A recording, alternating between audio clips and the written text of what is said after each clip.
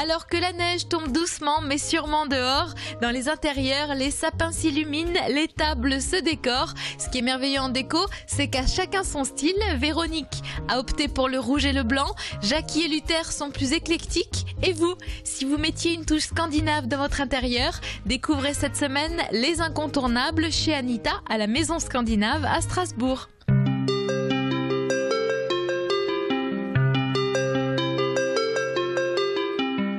Cette année, tes couleurs, ce sont le blanc et le rouge. Oui, cette année, le rouge que je n'avais plus eu depuis longtemps. Tu l'as longtemps mis de côté. Oui, j'ai longtemps mis de côté parce que je trouvais que c'était trop traditionnel. Et en fin de compte, en retravaillant la couleur pour mes clients, je me suis dit qu'avec une touche de blanc, ça lui donnerait un côté plus moderne. Exactement. Alors ton sapin, toi tu as une technique particulière pour le faire. Tu poses d'abord tes guirlandes électriques et il y en a, combien il y en a? Là, il y en a 7. Et après, une fois que tes guirlandes sont posées, tu mets les boules, c'est ça? Alors après, je mets les boules. Et là, en l'occurrence, j'ai commencé par la couleur, le rouge, puisque c'était la dominante que je voulais donner. Et alors, je commence un petit peu par les plus grosses pièces et je monte petit à petit avec des plus petites en haut. Et après, je rajoute mes suspensions, mes boules blanches, et je viens combler après avec les trous. Voilà, c'est pour ça qu'il est beau ton sapin. C'est parce qu'il n'y a aucun trou. Oui, il faut combler les trous en fait. Ça, c'est la petite astuce finale. De trouver, de prendre des étoiles comme ça, ou comme celle-là, qui sont simplement posées dessus. Hein.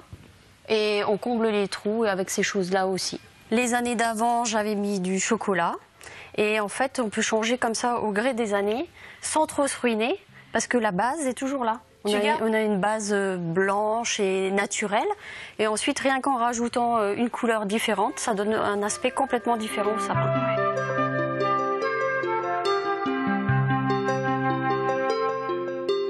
Et on a de la chance, la table est déjà prête. Bon, on va rester dîner, hein, si c'est comme ça. Pourquoi pas.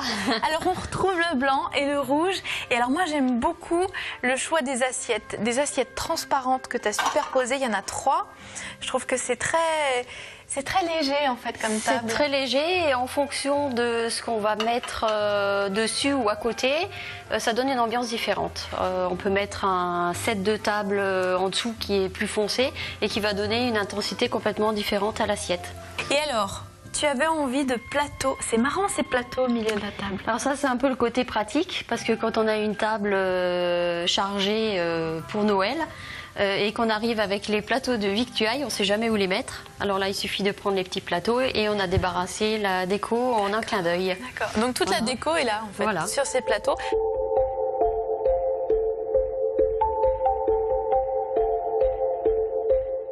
Et alors, Véronique n'a pas une couronne de l'Avent. Tu as, comment on pourrait appeler ça? Une console. Une console? Un carré, un rectangle plutôt.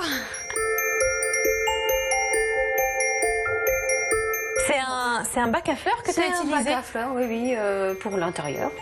Et donc tu as mis de la mousse que tu as bombée, même elle a un effet un peu doré. Oui, et tu as quelques petites paillettes. Ouais. Et puis voilà, tout simplement poser les 4 bougies. Et j'ai voulu la faire très simpliste.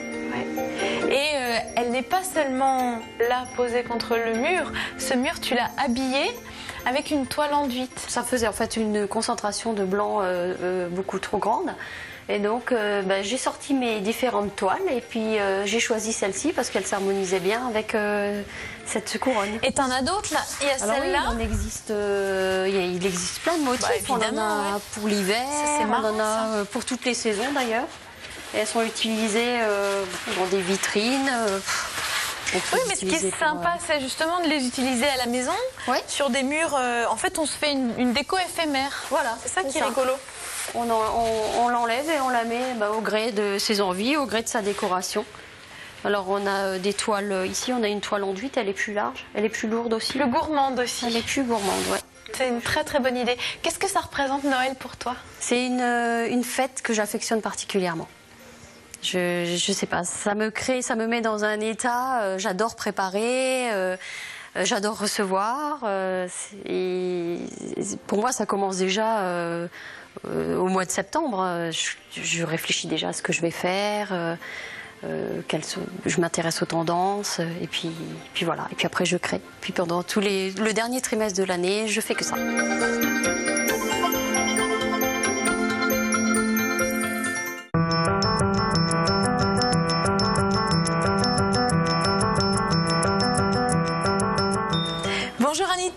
Bonjour Caroline. Comment on dit bonjour en finlandais? En général, on dit en finnois. On dit simplement hei. Hey, oui, qui veut dire salut. Anita vient de Finlande et tu as eu cette bonne idée d'ouvrir la maison scandinave. Ça va faire 1 an. Bientôt 1 an. Oui. Comment tu arrives à qualifier ce design scandinave? C'est toujours fonctionnel, c'est pratique, ça donne du plaisir. C'est très simple. C'est très simple, très épuré. Beaucoup de matériaux naturels aussi. La Scandinavie est très écologique. Oui, tout Avant à fait. l'heure, c'était vraiment les premiers à faire des choses très écologiques. Oui, la nature joue beaucoup dans l'inspiration pour le design. Oui, et la couleur. Et la couleur, voilà, parce que l'hiver est tellement long. Mais là, derrière nous, c'est ta dernière fierté. Tu as fait rentrer cette marque Itala, une marque scandinave, qui est très prestigieuse, que tu avais vraiment envie d'avoir. C'est essentiellement des arts de la table, c'est le vase qu'on a là. Ce sont des très grands designers. Pour moi, c'est un honneur de les avoir ici.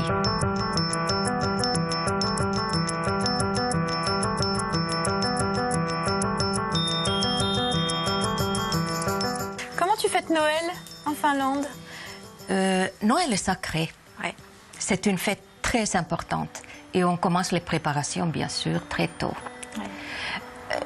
C'est pas une fête bling bling. Donc là aussi, on respecte la nature.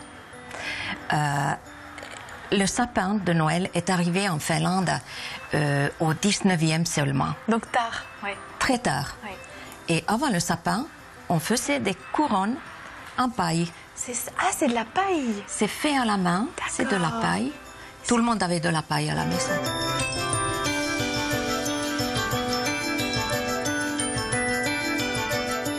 Anita, on ne peut pas imaginer un bel intérieur scandinave sans des coussins, sans des couvertures, et toujours très coloré. Ça, c'est la spécialité de Marimekko. Oui, tout à fait.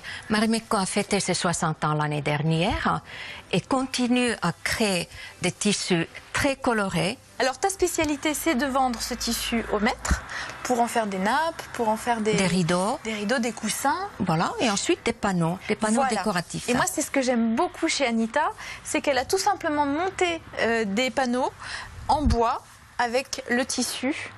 Et du coup, eh bien, ça fait une déco, je dirais un peu éphémère, parce que du coup, ça coûte pas très cher. Tout à fait. On peut se faire plaisir, on peut changer son tissu de temps en temps. Voilà. Et surtout changer les formats et partir dans des très grands formats. C'est ça qui est original. Oui, et on peut en mettre dans la cuisine, dans un couloir, même au salon ou dans la chambre d'enfant. Ouais.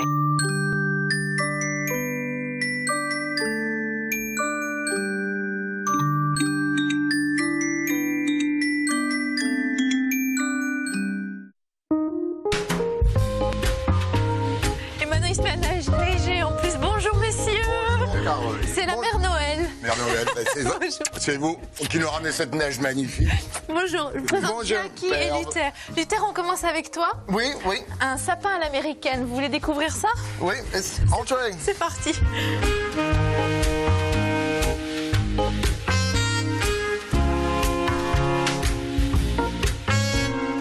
C'est vraiment ton salon, c'est ton univers. Hein. On va découvrir celui de Jackie, plus alsacien dans quelques instants. Mais alors ce sapin, c'est le sapin de ton enfance à l'américaine? Oui, c'est mon sapin d'enfance. Quand j'étais grande et quand j'étais un enfant, on a toujours un sapin blanc. Aux États-Unis, c'est un sapin blanc. Mais c'était un vrai sapin que tu avais?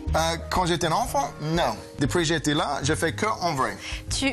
Ici, forcément, en Alsace, on aime les vrais sapins. Mais alors, tu l'as enneigé, tu l'as floqué toi-même? Oui, j'ai floqué ici dans notre grange. Et j'ai un atelier qui j'ai floqué le sapin blanc là et qui est noir que je fais pour Jackie. Tu as fait un sapin noir. Bon, on va le découvrir dans quelques instants. Et alors, ces personnages que tu as mis, chaque personnage a une histoire. Ça représente un voyage, ça représente une rencontre. Oui, par exemple, cette tableau de Noël-là, c'est l'Empereur Sissi. C'est Sissi? Oui, c'était 5 ou 6 ans, on était à München.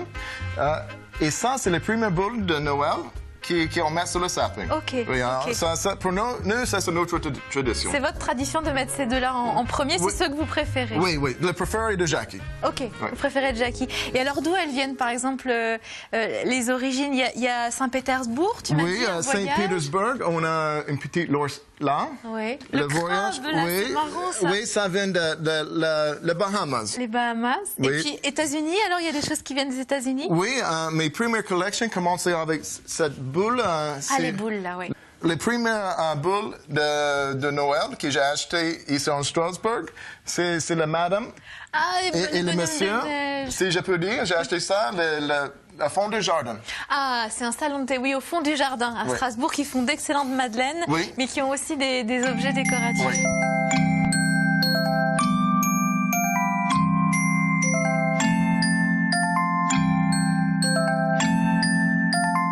J'adore Noël. Pourquoi?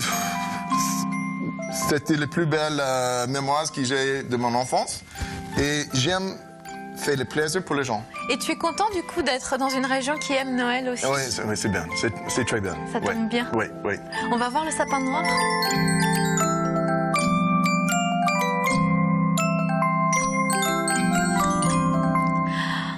C'est extraordinaire. Alors, pourquoi est-ce qu'il le voulait noir, son sapin, Jackie? Ouf, il faut que tu demandes Jackie pour ça. Mais je sais depuis des années, il aime le noir. Il aime le et, noir. regarde son bureau, c'est déjà avec le noir et le doré.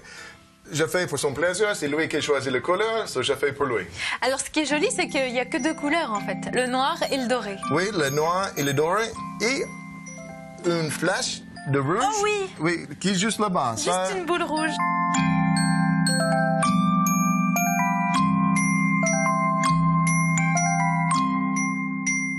Et alors là, on change complètement d'atmosphère.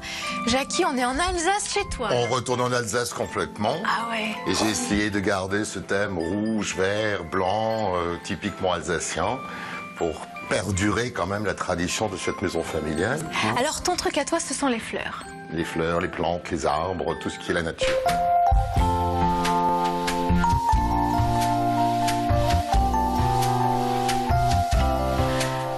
Ah oui, alors là, on est dans le rouge, mais tu t'es permis des petites...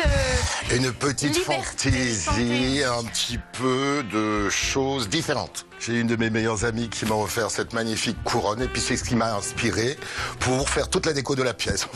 Ouais. Parce que Noël pour moi c'est aussi la couleur, c'est l'effusion, c'est la profusion, c'est tous ces trucs. Là, ton poil, il disparaît. Et ce poil qui est magnifique, il n'en reste arrêté plus que deux, c'est un vrai poil enfant, pour lui donner un côté un peu contemporain et donner un esprit un peu différent, mais toujours en restant dans la couleur.